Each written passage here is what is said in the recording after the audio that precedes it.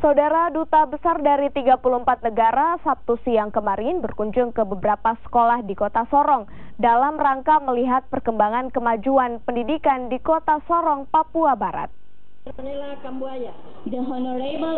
SD Inpres 109 Perumnas merupakan salah satu sekolah yang dikunjungi langsung oleh Duta Besar dari 34 negara di dunia.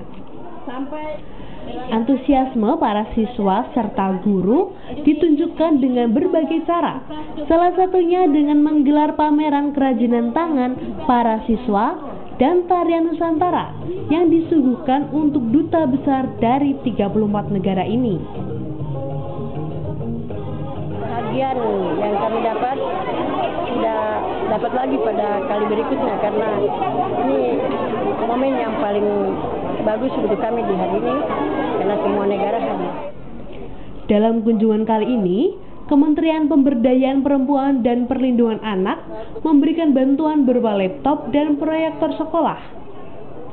Diharapkan dengan kunjungan ini dapat memotivasi dunia pendidikan di tanah Papua untuk lebih maju dan terjadi pemerataan pembangunan.